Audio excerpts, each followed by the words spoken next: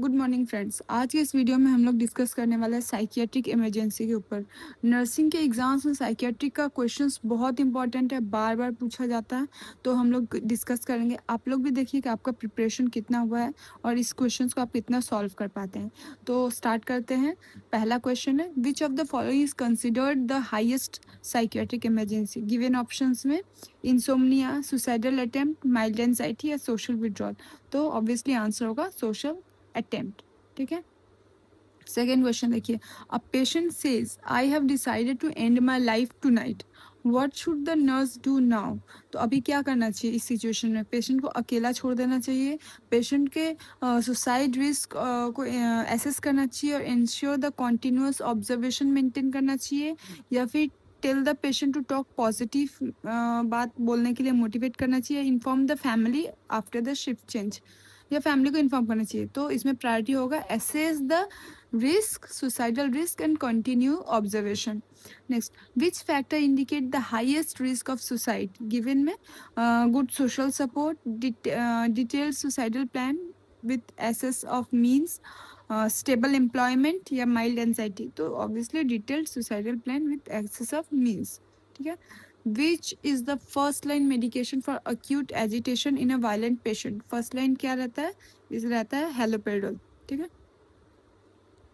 A patient receiving haloperidol develops neck stiffness and upward rolling of eye. ये condition क्या है? ये condition है acute dystonia. ठीक है। The antidote for acute dystonia caused by antipsychotic is, क्या antidote क्या है? That is benzotropine. ठीक है। Which symptom suggest neuroleptic malignant syndrome?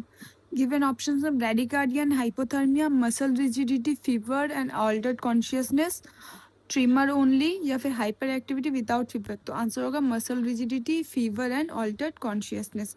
ये इंडिकेट करता है neuroleptic malignant syndrome. The first nursing priority for a violent patient क्या होगा? Group therapy, ensure safety of the patient and others, occupational therapy या health education. Ensure safety of patient and others. Which restraint should be used first in managing aggressive patient. Aggressive patient के case में कौन सा restraint use करना चाहिए? Mechanical restraint, physical restraint, verbal de-escalation या de-escalation, या फिर केमिकल रिस्ट्रेंट। ये होगा वर्बल डीएस्केलेशन। ठीक है। Very important question. Which drug is commonly use for rapid tranquillisation. कौन सा ड्रग यूज किया जाता है? तो हेलोपेरिडोल एंड लोराजिपम यूज किया जाता है, का कॉम्बिनेशन यूज किया जाता है। A patient with lithium present with coarse, tremor, vomiting, confusion. तो ये क्या इंडिकेट कर रहा है? ये इंडिकेट कर रहा है लिथियम टॉक्सिसिटी का। ठीक है। Which lithium level indicate toxicity. तो ऑप्शन होगा 2 milli equivalent per litre. Which condition is a psychiatric emergency associated with alcohol withdrawal. तो डिलेरियम ट्रेमेन, ये साइकेटिक इमरजेंसी कंडीशन है। A patient experiencing delirium tremens is most common likely to have क्या रहेगा? Visual hallucination, hyperactivity, tremor या all of the above? All of the above. Which medication is the treatment of choice for delirium tremens? में कौन सा medication दिया जाता है? Diazepam. Which finding is most characteristic of serotonin syndrome? Hyperflexia and clonus, bradykinesia, mask-like face या pill rolling tremor. तो hyperflexia and clonus.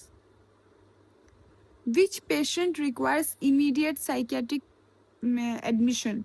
Mild anxiety, passive suicidal thought without plan, suicidal ideation with a specific plan and means, insomnia. तो answer होगा C.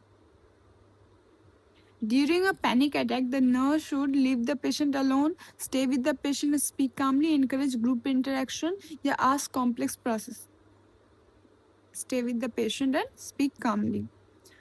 Which nursing intervention is most appropriate for the patient experiencing command hallucination? Command hallucination का patient है, इसमें सबसे appropriate nursing intervention क्या रहेगा? इसमें रहेगा assess whether the patient intend to act on the voice.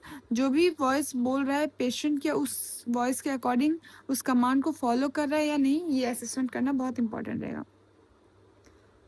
Patient in resistance should be assessed at least every, कितने देर में असेस किया जाना चाहिए, एट एवरी 15 मिनट असेसमेंट करना चाहिए। A psychiatric emergency is commonly associated with severe depression. Severe depression के साथ क्या होता है, सुसाइड हमेशा एसोसिएटेड रहता है, सुसाइड रिस्क भी रहता है डिप्रेशन पेशेंट में। Which symptoms indicates acute cocaine intoxication, ठीक है, क्या होगा, ड्राउजीनेस, यूफोरिया, हाइपरटेंशन, टैकीकार्डिया या ब्रैडिकार्डिया या पिन पॉइंट प्यूपिल्स। तो आंसर होगा euphoria, hypertension and tachycardia. A patient with opioid overdose is unconscious with a pinpoint pupil and respiratory distress. Which drug should be administered immediately? ऐसे condition में क्या देना चाहिए, क्योंकि ओपोइड ओवरडोज है तो नैलोक्सिन दिया जाएगा। ठीक है, ये कुछ क्वेश्चंस हम लोगों ने डिस्कस किया। आप लोगों ने कितना सही आंसर दिया वो भी कमेंट में